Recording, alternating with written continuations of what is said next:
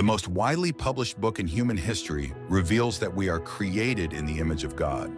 Throughout our human journey, each encounter is an opportunity to see the shared humanity in ourselves and others.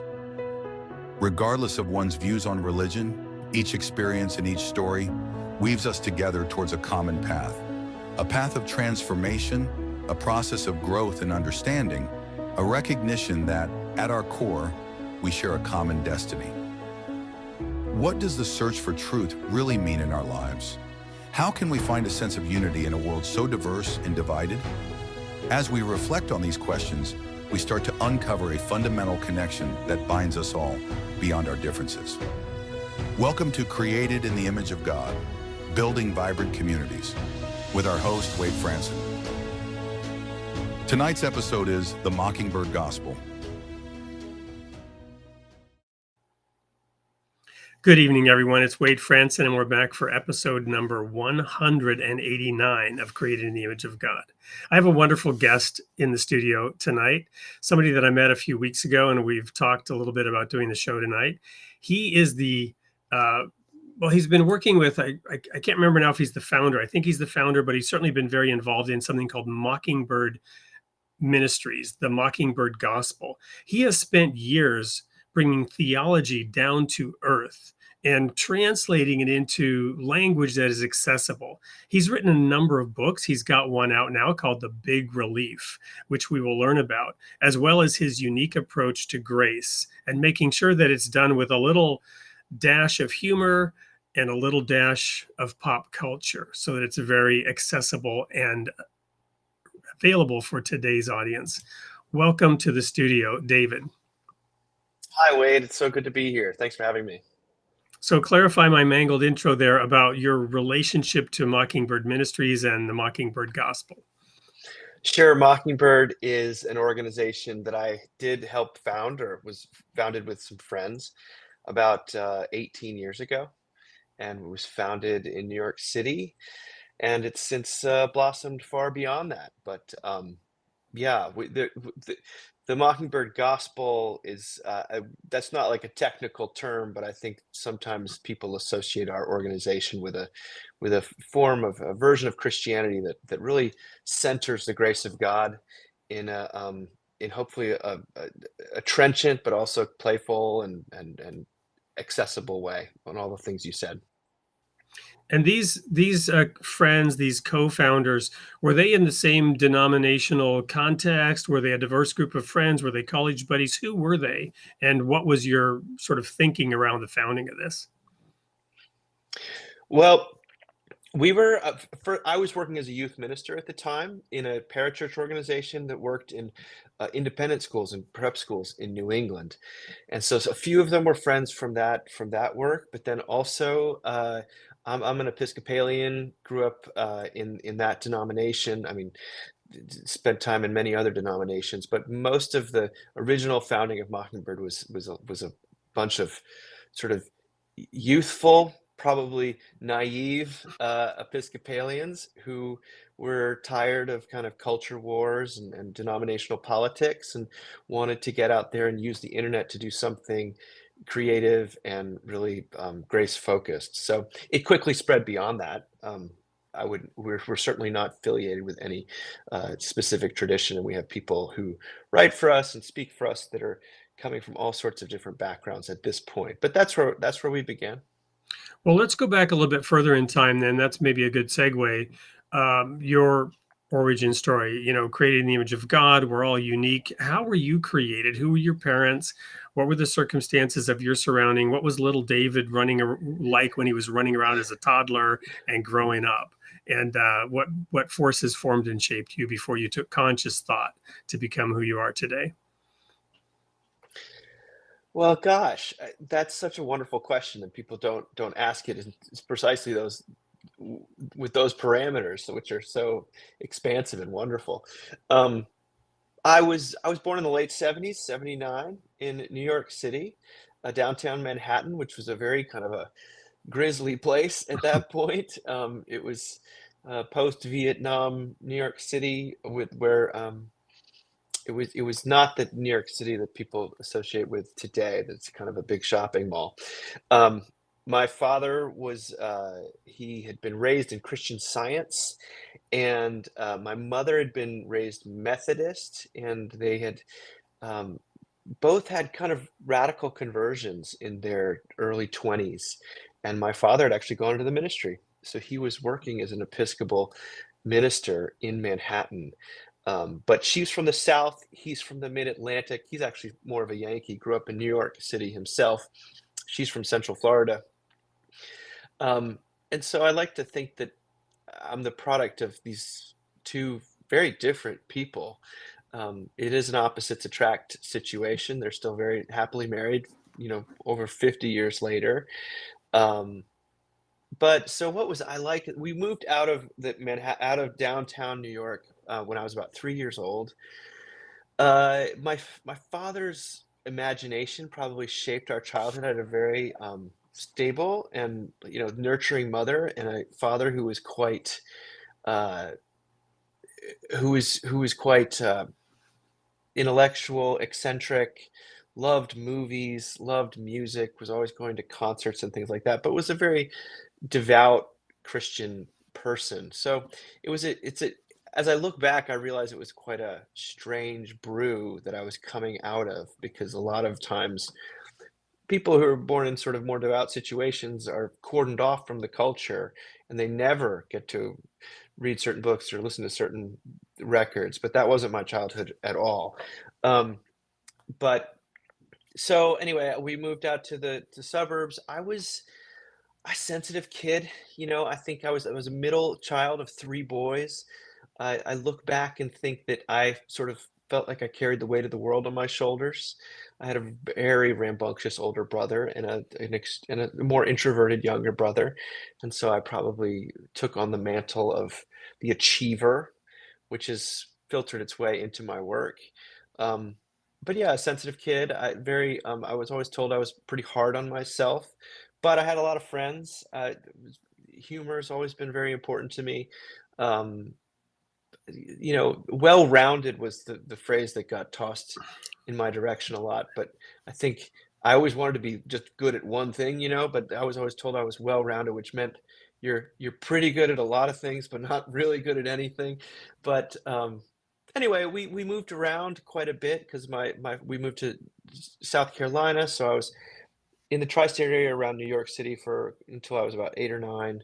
Moved to South Carolina for a little bit. Then we went to Europe, and so I went to German speaking school for a couple of years. Wow. Yeah, So, Uh, so I got to pause you there because the questions are racking up, and I know I'm going to forget to dig in. So, one of the first ones is, so your humor touch points when you mentioned, you enjoyed humor. I know what they were for me, right? But what were some of the touch points in the area of humor that you remember just really igniting that spark where you realize this is really funny and laughing your head off kind of thing? the earliest would have to be the Muppets. I think I Okay. I I felt that there was something that just it touched the heart, but really made me laugh, and that Sesame Street The was Swedish Chef, was that one? Swedish. The silliness of Gonzo and the absurdity and the occasional breaking of the fourth wall. I love that stuff. Yeah. When I got a little bit older, Calvin and Hobbes was running in the Oh newspapers, man, and that was yeah, that's very brilliant, formative. brilliant, brilliant. Yeah, I would say that those were big, big deals for me. And then when I got a little bit older, Seinfeld has always been an abiding love of mine, and I could watch not that there's clips anything wrong with that. until the cows come home. Exactly, that was more middle school and high school. Yeah. But I would say those would probably be the three main influences on my sense of humor. Well, very cool. The other thing is, what were the cause of those moves? Down to Uh, North Carolina and then to Europe. Well, I think my father was a fairly restless individual. It was common in our denomination at that point, less so now, that you would spend, you have a tenure of about 5 to 7 years in various places. His was a little shorter than that, and he decided he wanted to go get his graduate degree, a PhD in Germany when we were in seventh Was that grade. in When Tübingen by any chance, or where did he get that? bingo, yes, it was in Tübingen. That's exactly where it was. So Yeah, I because got a G. I lived in Stuttgart for 5 years.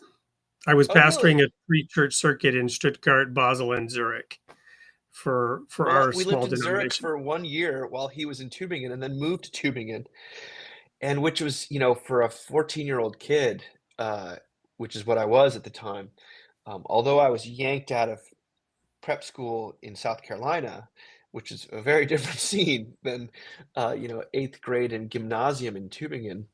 Um, it was a wonderful place because you could be everywhere. You could ride a if you could ride a bike, it was basically like having a car, Yeah, and, it's medieval, kind of Legoland almost. It was a wonderful yeah, place to be for a couple years. yeah. So you still speak some German, or?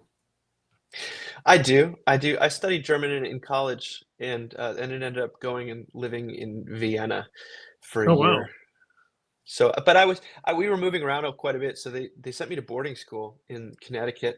So I was educated at a boarding school for 3 years, and then ended up going to college. I would say that faith-wise, I wasn't very interested in church or really even Jesus, from about age 13 to probably 23.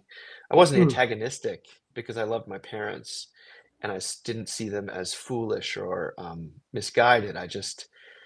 Uh, eh, I needed to figure out who I was. And, come to find out that included a sincere faith in God and God's grace and the So what person was work the of when Jesus. did, as the Germans say, when did the penny drop, right?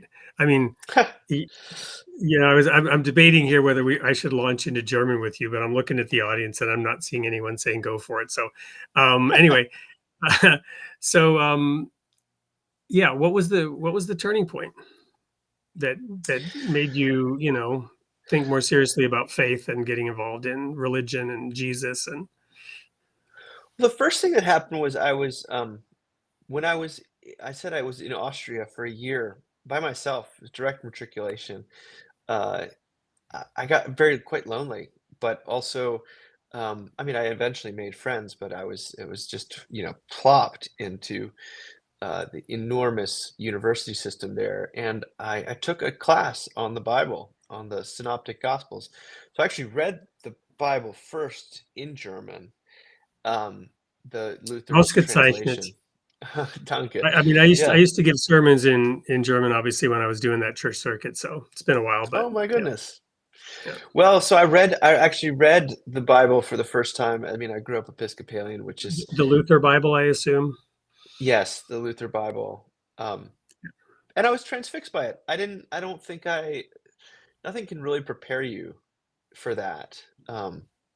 So that was really important for me. But then, I think that it's got to travel from the head to the heart. And the year after I graduated from college, I went through some personal difficulties, basically the beginning and ending of a relationship, a romantic relationship that left me pretty bereft and also exposed to kind of who, I was all of a sudden doing things I wasn't super proud of and getting to know myself in a new way. And at that point, when I was in pain, I just started praying. And all of a sudden, before I knew it, I was part of a Bible study with some really wonderful folks who supported me during that time in a way that other people really didn't know what to do with that crisis time. And then before I knew it, I was working as a youth minister. It wasn't something I really sought out. I felt almost I was delivered into.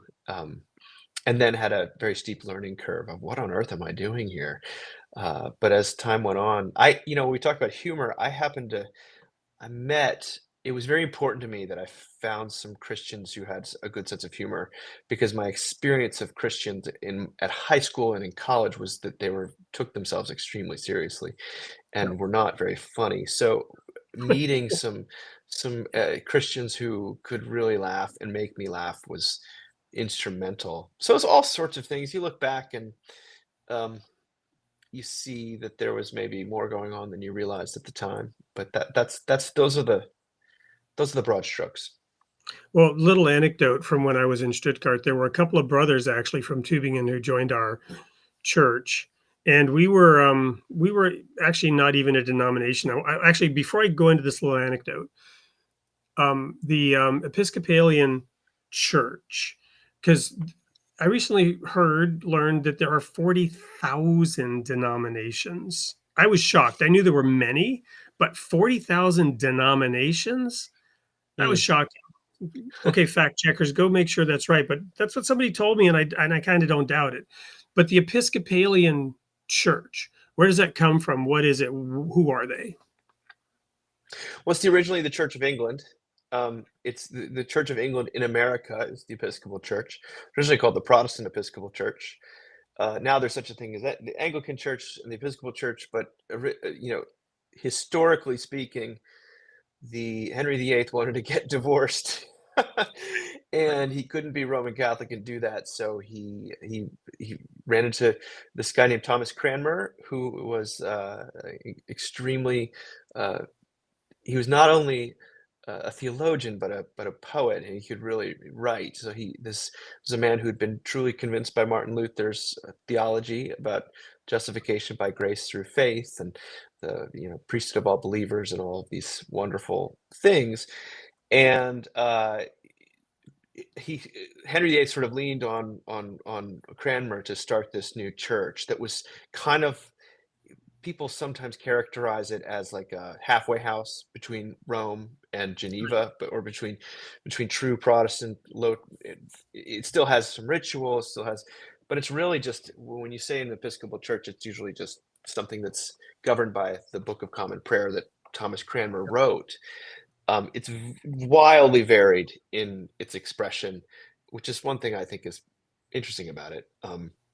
Well, But it so also it's the same means as in England. It's the same as the Anglican Church, right? It's another name for it, the Church of England, the Anglican Church. And that's right. you mentioned getting into humor and grace because of the culture wars, right? So there was like a kind of a, I don't know, a split or a schism, I don't know, 20 years ago or so, was it? And I just talked to a pastor, or excuse me, a priest who we're going to have on the show here in a month or so, who's living in Norway, who said the Anglican Church just split this past week. Did you hear anything about that? I know a little bit about it. I'm not ordained. I kind of Okay.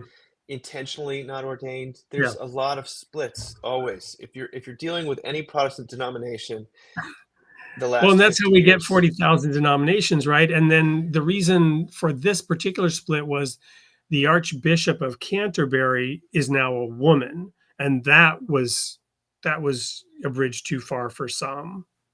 And I guess that's never happened before. So that's anyway, I'm not commenting on it. Yes, I'm just throwing that out there. complicated because the Anglicans don't. Yeah.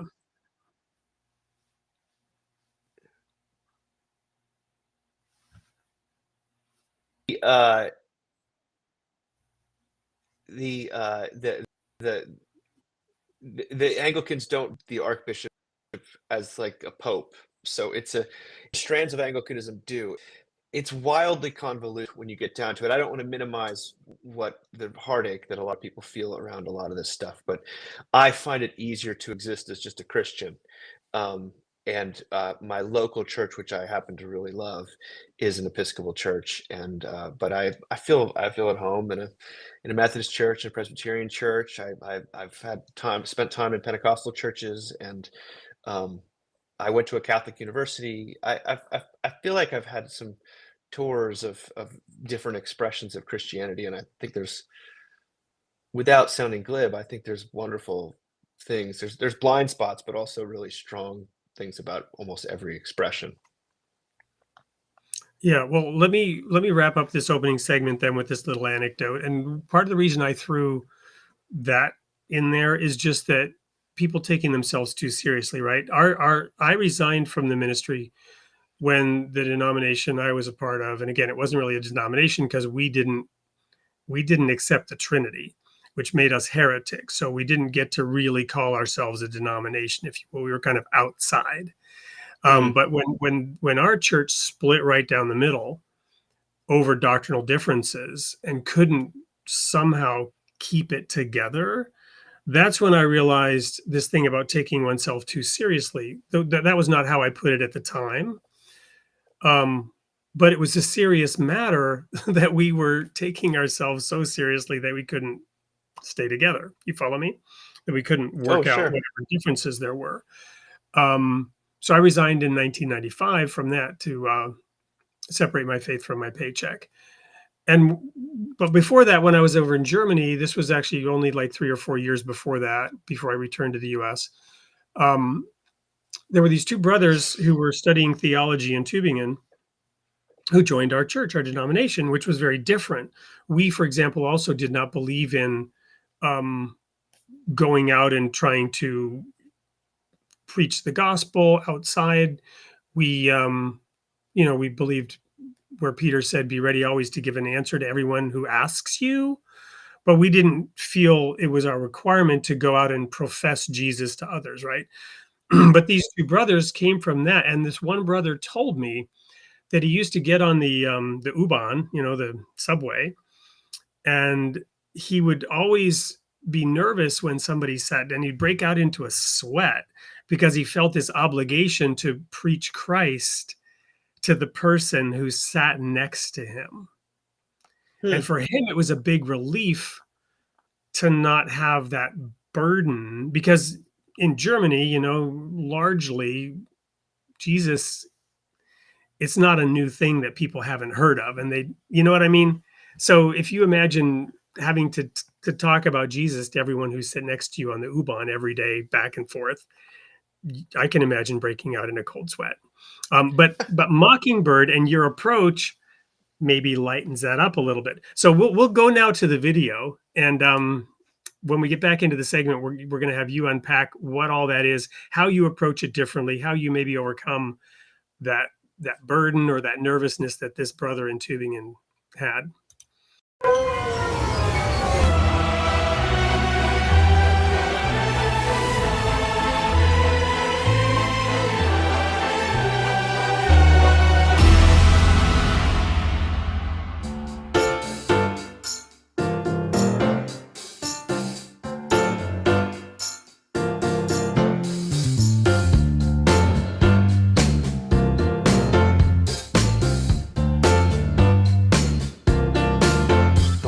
Is a pressure cooker.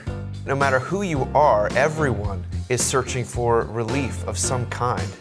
We crave relief from the treadmill of professional and financial and relational demand that only seems to get faster every single year. We crave relief from guilt and from regret and from rejection and grief. What we ultimately need, though, is grace, the grace of God. Grace represents an alternative to all of that. It is relief to those who are weary and worn out. Grace is the big relief at the heart of the Christian faith.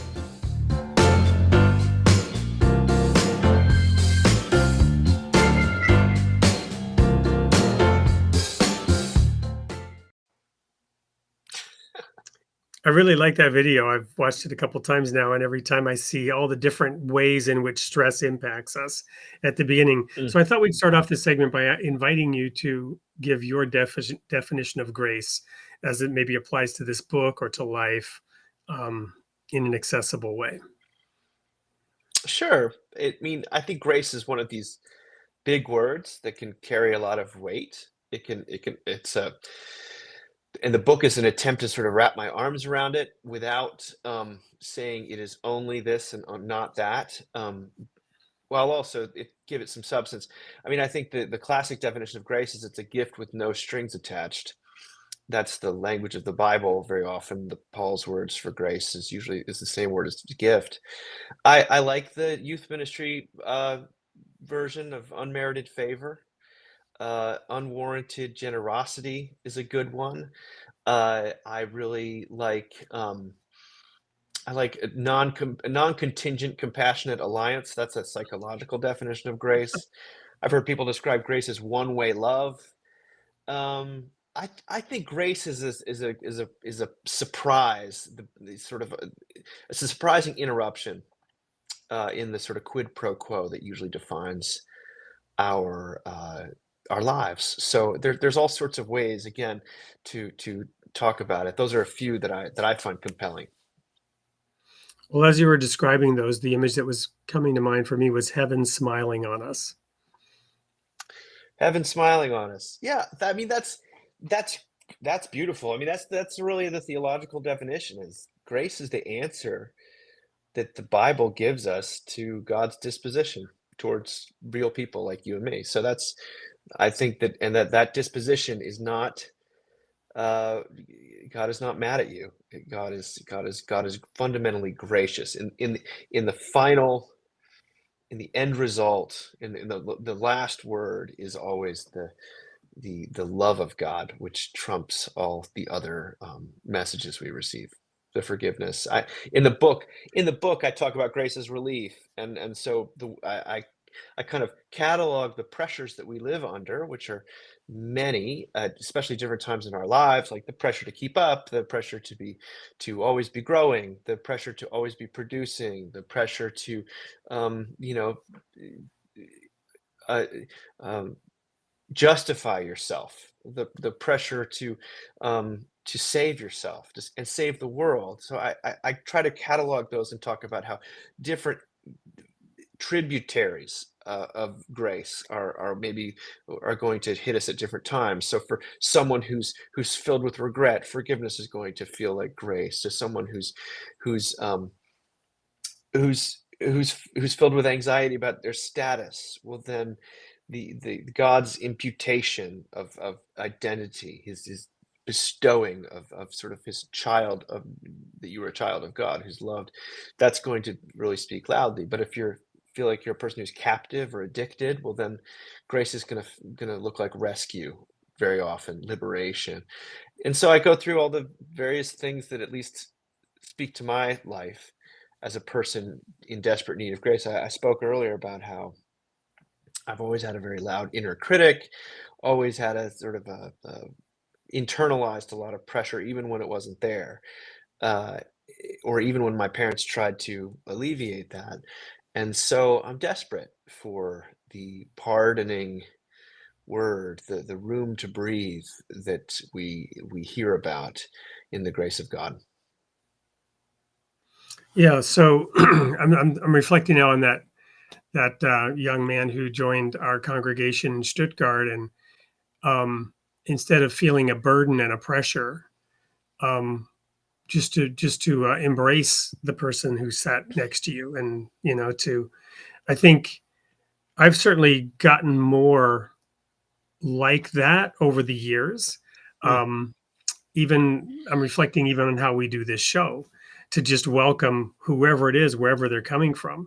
And I'm reflecting on those different aspects that you were describing from your book, and how God's grace will look different to different people depending on what the stress is, what the pressure is, what the problem is, what the challenges that they in particular are dealing with. Uh, I think that's true. I mean, if you're talking to someone who's in prison for a crime they committed, well, then talking to them about, atonement, that God atones for guilt, like that there's courtroom metaphors that really are the Bible's filled with them. Like that's going to have deep resonance. However, if you're more a person who is, I guess, just weighed down by debt, well, then again, forgiveness is going to be something that is going to you're going to your heart is going to leap at that. And it's not like we're always one or the other. I think that grace meets us at different times in our life and looks and feels different. If you're someone who's lonely and rejected, well, then God's grace is going to feel like welcome and inclusion and embrace. There's no question about that. Oftentimes, I think, I mean, I like to talk about the gospel. I'm not shy about preaching, but I do know that if it's kind of uninvited or it can be aggressive, and what people don't, they don't actually hear, "Hey, God loves you." What they hear is, um, "I want to change you." So, and that's actually received as judgment, not as grace. Um, and so you have to do, I think the challenge always when you're talking about this extremely potent thing known as the grace of God is that the delivery method has to match or at least be somewhat in sync with the content of what you're trying to convey.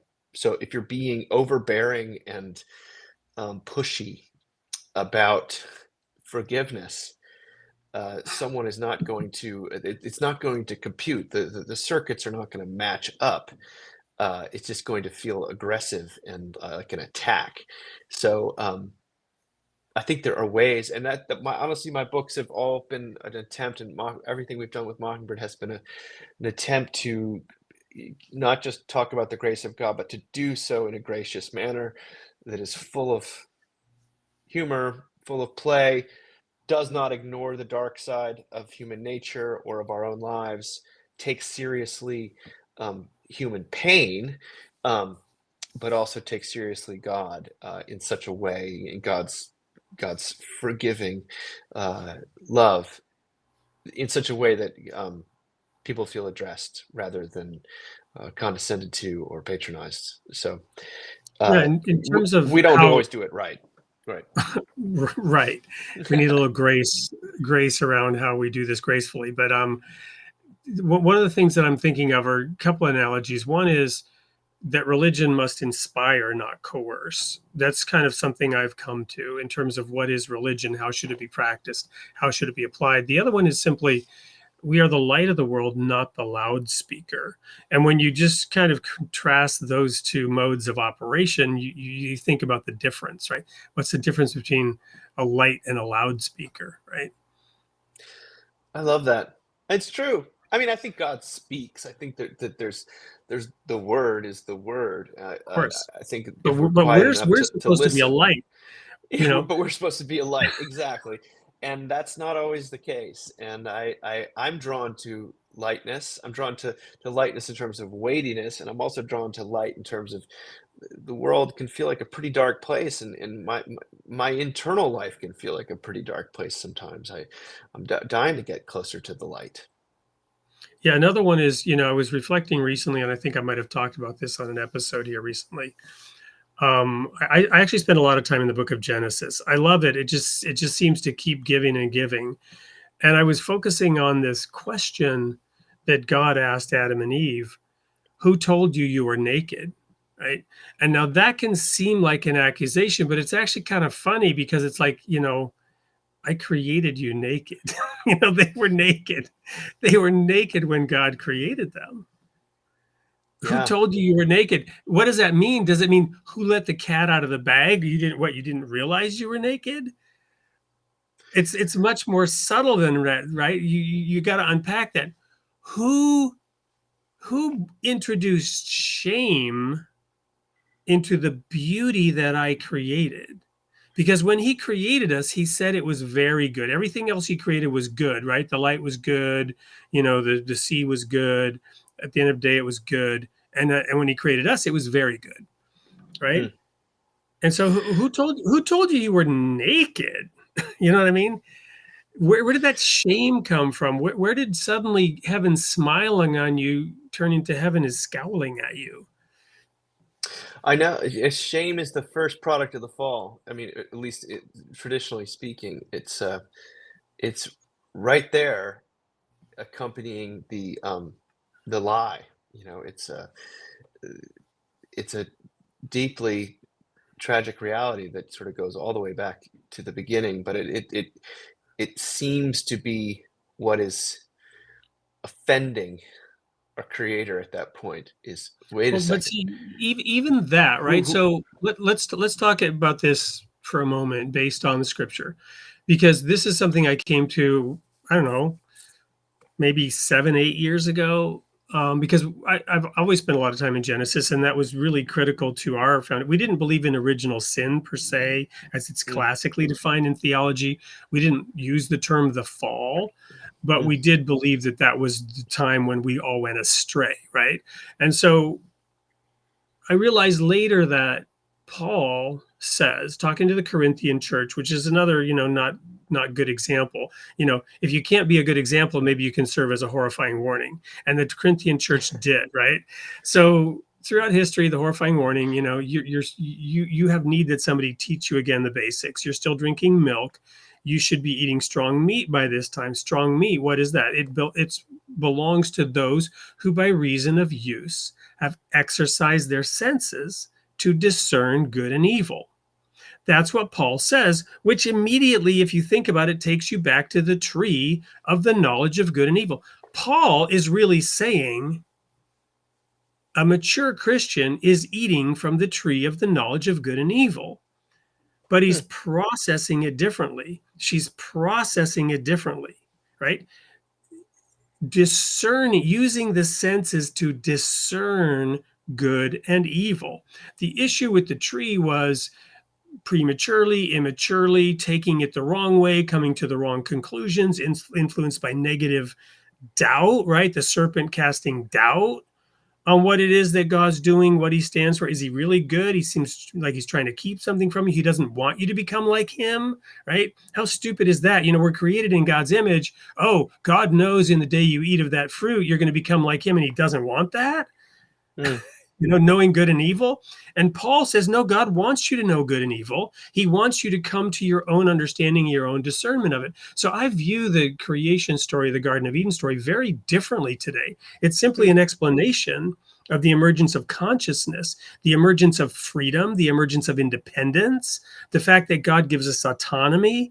He says he will, you know, he will send rain on the just and the unjust alike.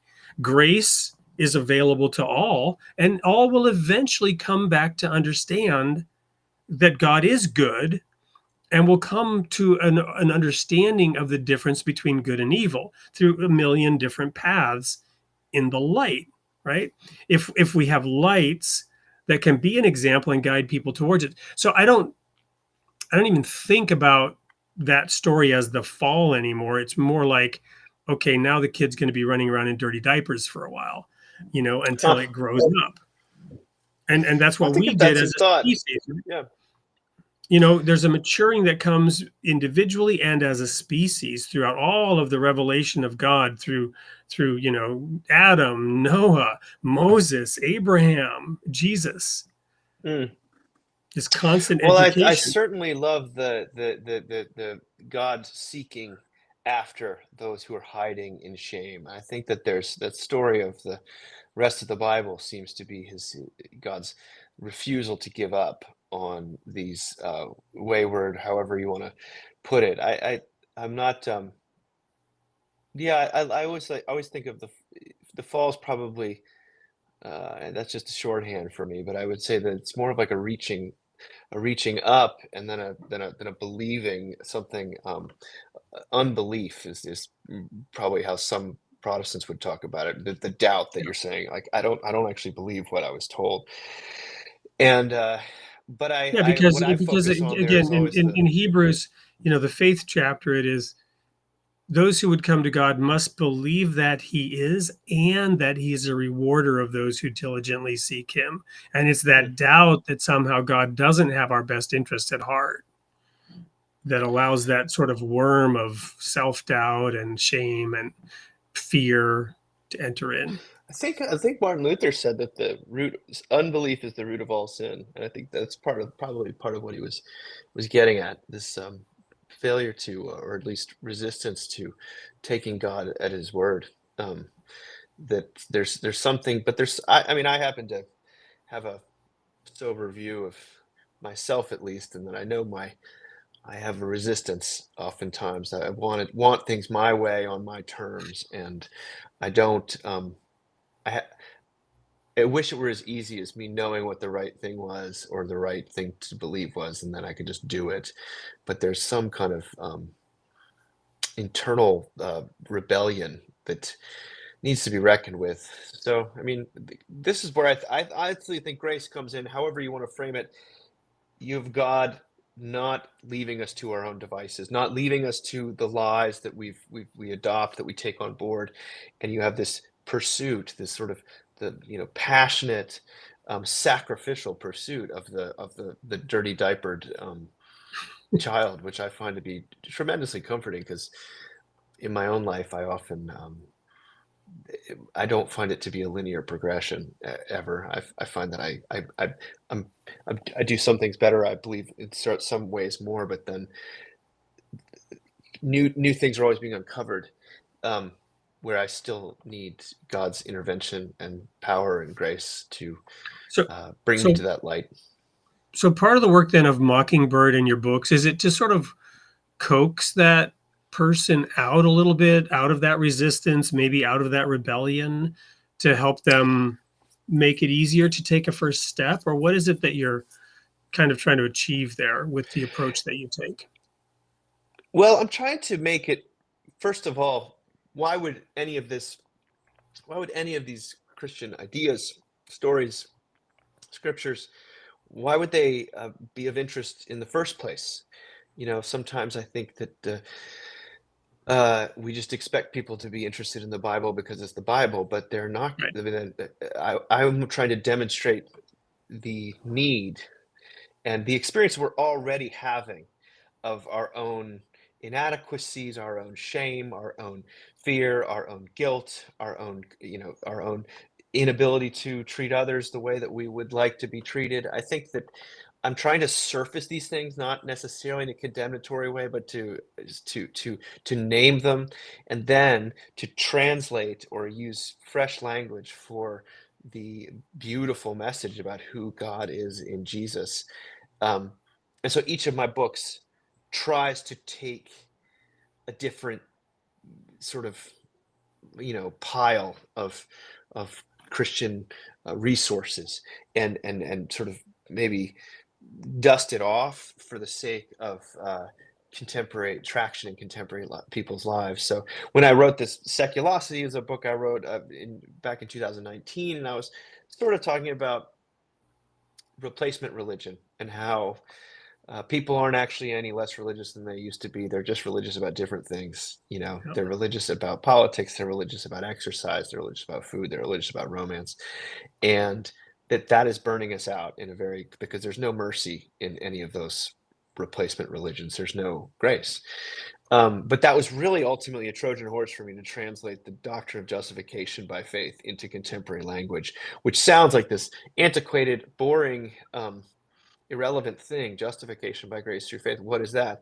Well, it's this idea that your enoughness, which you're tirelessly pursuing in every avenue of your life, is actually a gift of God, like from God to you. There is, I think, a deep relief in the accepting what is already, instead of trying to earn what can't be, trying to pay for what is freely given.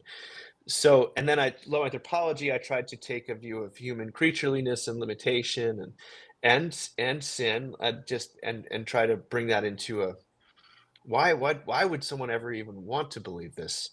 Well, my experience is that love is usually found at the point of weakness, not at the point of success. Like that, the greatest unity I feel with other people is because we share our, we've suffered together, we failed together. I know your what hurts you, your wounds, not just what you're proud of. And so I tried to, that was talking about contemporary divisions and how we're divided by all sorts of things we aspire to, but we're united in our shared failure to achieve those aspirations on our own steam. And then the big relief, of course, is just me trying to get at the grace of God, which is counterintuitive. It exists in relief against the way that life tends to work, which is usually some sort of transactional, I do this for you, you do that for me. Um, Right. and so relief is this word that I just kept hearing everywhere I go, from people talking about, disaster relief after hurricanes, to people talking about, canceling their Netflix account because they can't keep up with the shows. It's just, I got the sense, gosh, if you really listen to your neighbors, listen to your own heart, people are just crying out for relief. And life seems to be getting faster every year. More is being asked of us professionally, relationally, financially, etc. Where is hope to be found? Is God just another treadmill? Is religion just another ladder to fail at? And I don't think so. So I was trying to reclaim some of this stuff with compassion and including myself in the diagnosis, but also to do it, Wade, with some playfulness, because this is not about like solving a problem or getting something right. It's about disclosing and exposing what life actually feels like today. And in light of that, how might Jesus be of interest? And what is it about his message in person that endures? What is it about the Holy Spirit that would be of tremendous urgent importance for folks?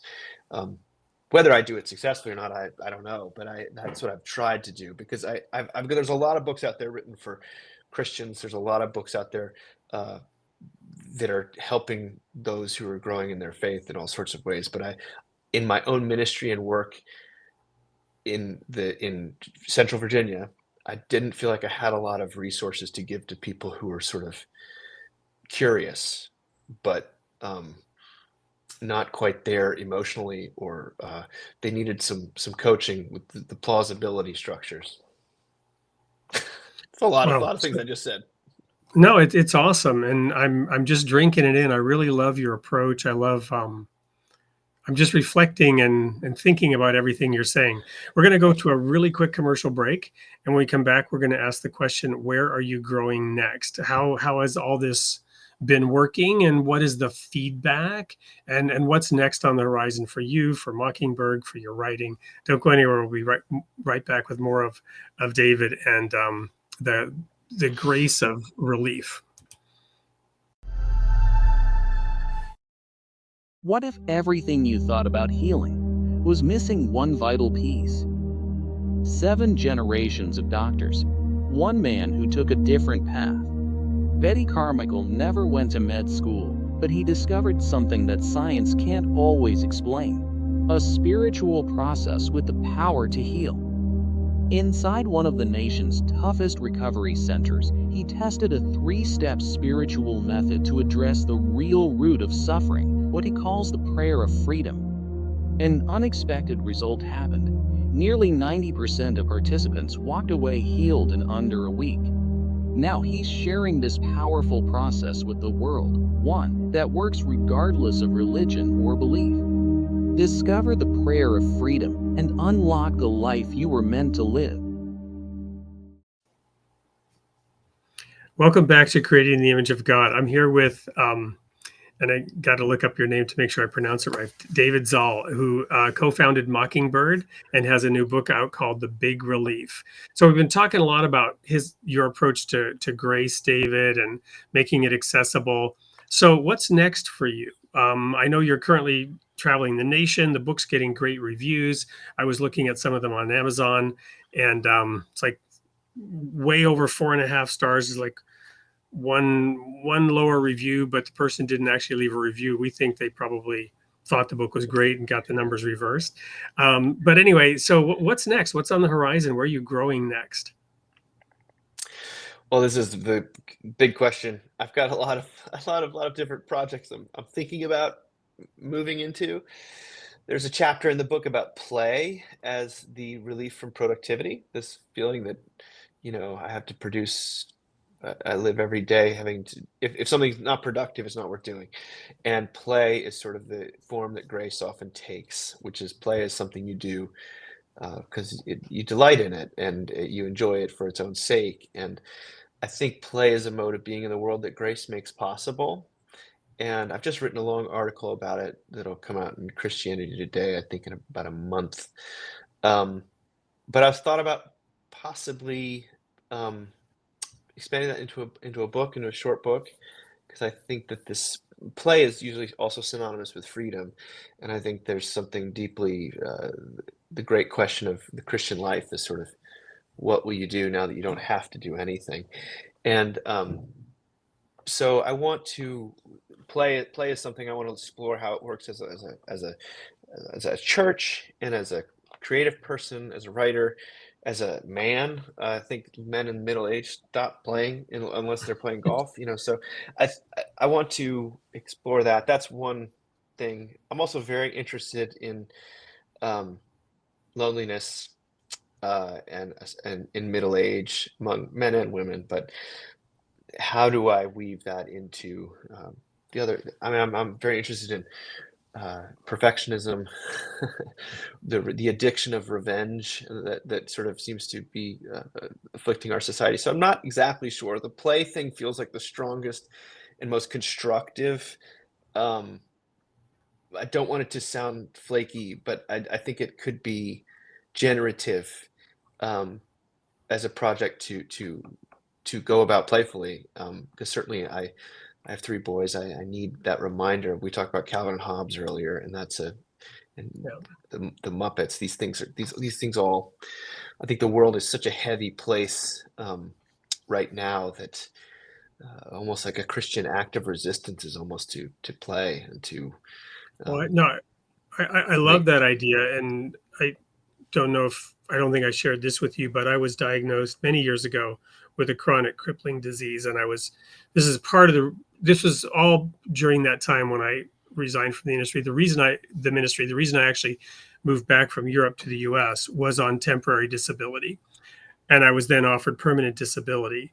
And I was told by doctors in multiple countries I would be in a wheelchair at age 40. And one of the things I was doing, and I turned the disability down because I said I'm going to beat this thing, which may have been stupid and may have been arrogant. But thankfully, the church I was part of made it possible for me to have time off and to do what I could to get well. There was no cure, there was no treatment.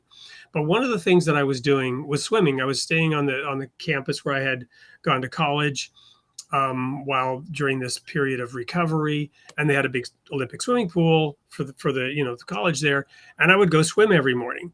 And this was before Michael Phelps made cupping popular. The big blue purple welts on your back. I was doing that for healing, not for swimming, and to oxygenate my back. And so I looked like, and nobody'd ever seen that. So I looked like the victim of a giant squid attack, right? When I would get in the pool, everybody else would get out, which was fine for me because it allowed me to swim my laps. But I was trying to measure progress in my hope of getting better against the clock. And I was always a swimmer in college. And before that, swimming was always a thing with me. So I would swim a mile, and I would see if my time was getting better. And my time would get better for like 3, 4, 5 days, and then I'd have a relapse, and I could barely move. You follow me? And something told me that this was part of the problem. So instead of looking at the clock and the time, I said, I'm just going to focus on my stroke. And I'm going to pretend that I'm dancing, which I couldn't dance to save my life. I've never danced, but I'm like, just the feel of gliding through the water and doing it in such a way that, if you do it right, it's like being a dolphin or something. You know what I mean? It's playful. Mm. And there are all these different things. I did so many things to eventually experience healing, and I believe God guided it. We had that ad about healing. I believe there's a power in getting alignment with God, however you do that, right? And God will help you become well, right? But it was that idea of changing the way that I thought, changing the way that I approached things. Again, the big relief, swimming gracefully would have been another way to say it, right? Swimming under the grace of God, rather than trying to accomplish something or compete or get better. Just enjoy. Just enjoy it. You're speaking my language, Wade. I was a swimmer in college myself, and what prevents me usually from getting back in the pool these days is that need to measure and to be so cognizant of where I used to be, and the exercises that I enjoy now are they're not. I have to. They're much more playful, and they have to be somewhat fun, and I couldn't. That's great confirmation. I remember I swam in Tübingen too, so Oh wow. Yeah, when I moved to Germany, I joined the water polo team in Bonn, and there were all these like 6'4" guys, and I'm pretty short. Man, that was brutal, right? Our warm up was swimming a mile. Water polo is the most brutal sport on earth. Yeah, I'm a water polo player too. I played at boarding school. It was a huge part of my life, and very humbling, extremely humbling. Yeah. Oh yeah. Well, that's confirmation. Maybe I should dive, pun intended, deeper into that pool. Well, we're gonna quickly go to a couple of audience comments because you just reminded me way early on there was somebody who said this when we were talking about humor. Did you ever read The Far Side? No, Gary love the Far Larson? Side, of course. I I'm, think, what's your favorite Far yeah. Side cartoon? Oh my gosh, probably the Midvale School for the Gifted. I just, where that's Push, how don't could pull. Yeah. push don't pull. I mean, that's so emblematic. But all the ones of God, in his laboratory kitchen stuff, I like the absurdity of the Far Side though. Like I think Yeah. sometimes there's some stuff that doesn't really make any sense, but it's about cows, and you realize it's just absurd. I appreciate that Yeah. stuff. I always loved the scientists in their lab coats that were acting like kindergartners. Oh, I know. That's a great one too. I love it. Yeah. So let's see what else we've got here. Well, we talked a little bit about denominations and whatnot. Again, very early on, Christian Science. How did that affect your childhood? This person heard wild things about that religion. So what was Christian Science? And you mentioned there was kind of a yin yang between your mom and dad as well. I think, I mean, Christian Science is very much sort of the power of positive thinking. It's skeptical. It venerates Jesus, but not as God. But the way that my father pretty much walked away from rejected that wholeheartedly. But what he didn't reject was that we it was never his impulse to take us to the doctor when we were sick. Christian Science usually believes that sort of the most hardcore Christian scientists at least believe that sort of healing is all spiritual, and no medicine is needed. So we laugh that he rejected a lot of the theology, but this is a man who had terrible allergies but would never go to the doctor. And my mother's family is filled with doctors, so there was an interesting kind of push and pull there too. But Yeah. yeah. So this one here, maybe more for me, my analogy, but I'll let you deal with it. Wasn't Jesus a loudspeaker? I think so, but I think we are not Jesus. So I think that I want to amplify the words of Christ, and I want to allow him to speak where, rather than, I don't know of how much the world needs that much more of me, but yeah, I mean, but I don't think of Jesus as a billboard in that, or like kind of that kind of loudspeaker. Just, Jesus interacted with people. I mean, he wasn't, there was always a give and take. But there was more giving, but there was, I don't think I understand why, like, Christ is God's great revelation, God's great message to the world is enfleshed in Jesus Christ. I believe that, but I also think that how that actually works out in practice, he wasn't going around shouting at people. Like he would preach, but many, many times he would also interact. Yeah, I would also, very well said. I would also add to that. I was thinking as you were talking, he spoke in parables. And then when they asked him, why do you speak in parables? He said, in fulfillment of Isaiah, seeing they will not see, hearing they will not hear. To them, it's not given. So he wasn't, in that sense, he wasn't a loudspeaker. He wasn't trying to overpower everybody. He wasn't trying to force them to accept or listen. He was more evoking curiosity and Yes. allowing people to come to their own conclusions about things. Yeah, I just think if Christianity is just a matter of turning up the volume, that's pretty that is pretty oppressive. I don't think it is. I mean, I think it's much more about God meeting you sometimes with a still small voice in the worst moment of your life. And sometimes God can be loud. I mean, to get our attention, it's not easy all the time. But anyway, it's a I great remember question. giving a sermon in the Black Forest to this conference, and I was chosen for Youth Day, right? Because I was younger back then. And so Youth Day was a hard thing in our church, right? Especially at a conference like that, because, we had these epic 90-minute sermons in our denomination, and people didn't know how to reach the youth, and the youth tuned out. Um, And I gave a sermon on attention getting devices, which was a ploy for me to use a lot of attention getting devices throughout the sermon. But all the devices which God has used throughout history to get our attention, and there's just a huge different diversity of attention getting devices that God has used. Wow. Well, we live in an attention economy, my friends.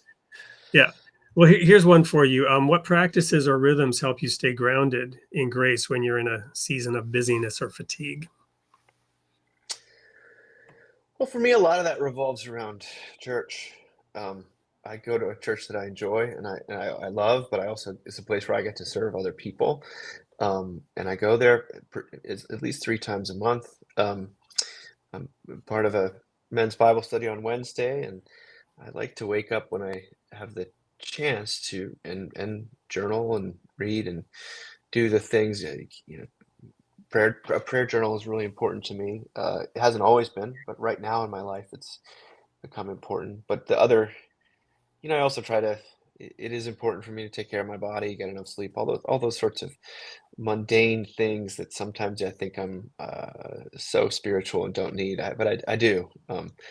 And but for me, I would say that going to a church where I not only hear about the grace of God, but I experience it from other people, but also through the liturgy.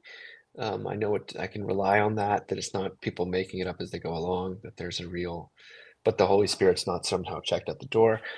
I'm very grateful for that. I don't take it for granted because I know that that's not a lot of people's experience of church. But for me, it's become that Sunday. But every day, there's certain rhythms that I've tried to adopt. Of course, with little kids and all the pressures I describe in the book, the best laid plans of mice and men are sometimes just that. Yeah. But God is always drawing me back to those things. So, somebody told me recently, if you want to hear God laugh, make a plan. Yeah, I love that's a great joke or a Because great he has other truism. plans. Right. So one more, because we're out of time here, but I'll throw this one out there and then I'll invite you to have the last word. What has surprised you the most about the way God has continued to work in your life or ministry? Something you didn't see coming when you first started the Mockingbird Project? Gosh, well, I didn't see myself as a writer when we started the Mockingbird Project, and I've now written 4 books, and I've countless blog posts and articles, and I found out I love the written word, and I find it delightful. And I find there's playfulness in that process. But this is questions, a very sweet one because almost nothing that's happened in Mockingbird is according to what I envisioned, and it's much bigger and more interesting. If it had been just what I wanted, we would have reached some yuppie 20 somethings in New York City, and that would have been the sort of the end of the day. And it's been a more expansive and adventurous thing, and I've gotten to go to places I never thought I would, and watch some of our things be translated into different languages, and hear from folks in every conceivable context that they've been encouraged by the resources we've produced and the podcasts we host. And um, I hear from a lot of people that Mockingbird has really helped either save their faith or God has used it uh, to bring them comfort in a desperate season, and that to me is very exciting. But like none of us saw COVID coming, and that Mockingbird was ideally positioned to, so many churches thought, oh, online ministry online, or that doesn't sound like a thing. And then all of a sudden, the whole world was forced to do this stuff, and we were already there. We had our social media channels, we had our infrastructure. So that talk about a surprise, which I Wow. never would want, but that was great. Yeah. Silver lining.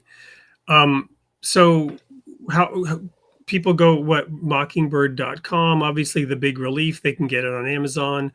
Do you have a way they can contact you or engage with what you're doing? Yeah, mbird.com, mbird.com, or mockingbird.org.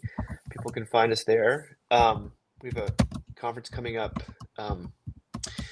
in Charlottesville, Virginia. We have in November. Every April we have a conference in New York City.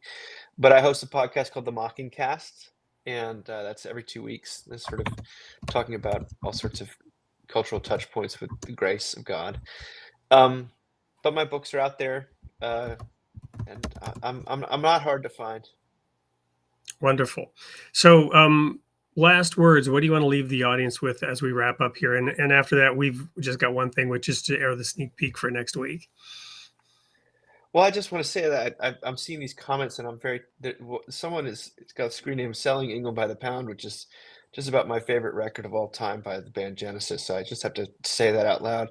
But what do I want to leave people with more seriously? I think that um, it's okay to trust in God, that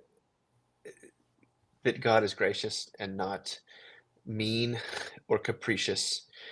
Um, so that's I mean I always like to tell people God's not mad at them, um, and that's something you can actually hang your hat on, um, and it's okay to laugh at yourself.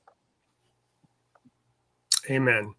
We have this sort of tagline at the end.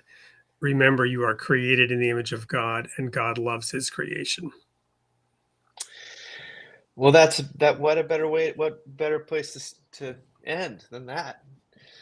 Well, David, it's sure been a pleasure. I'm going to, check out Mockingbird, one of your podcasts, get involved a little bit because I'm really heartened by your approach. I love it. It's just a good feeling to know that we can have fun together with this. And maybe sometimes I do take things a little too seriously. My kids, if they were listening to this, they'd be like, "Yeah, Dad, you should listen to this guy." So, Well, I've certainly had fun here, Wade. Thank you for having me. Yeah, it's been a pleasure and an honor, and thank you. Keep up the great work and the ministry that you're doing, and it really has been an honor. We'll be in touch. I also, for the audience, I think a lot of them subscribe, but I'll be reflecting on this tomorrow and writing an article on my Substack about what I learned from this interaction. And David, I'll get that over to you as well. So with that, we have just one more thing to do, and that's air the sneak peek for next week's show. And everyone, thank you so much for being here tonight, and David, especially you.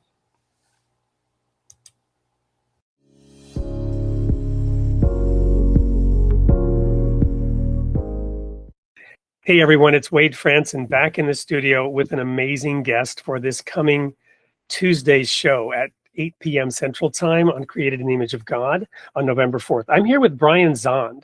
And after all, it's the political season, not this year, but, it's kind of that election fall feeling in the air.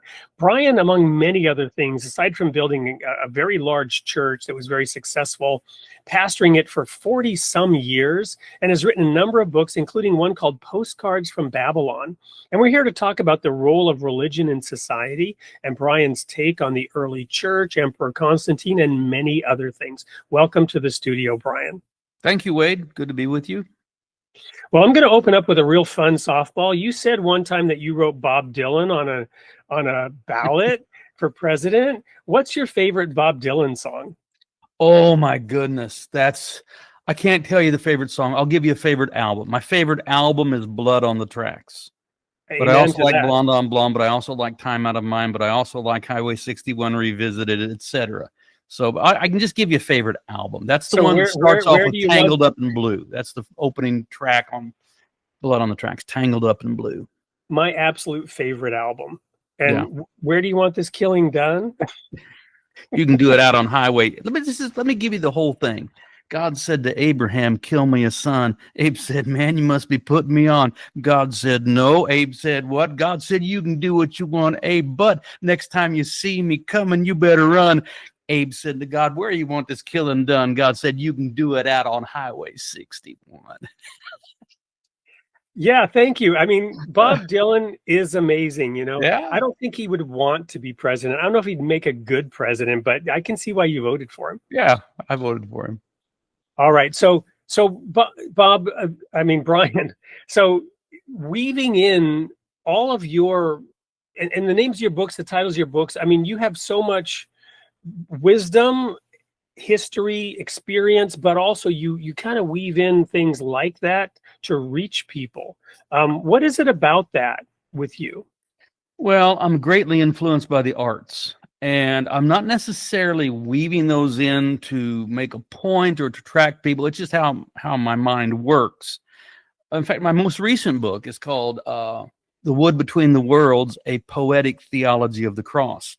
And it's because even though I can write theological prose, and I do, I don't limit myself to that medium. In other words, I think the truth of God can be communicated just as well through painting, song, poem, literature, art, film, as through more conventional theological prose. So that's how I roll with that. The love of God is not of this world; it's completely of the soul, right?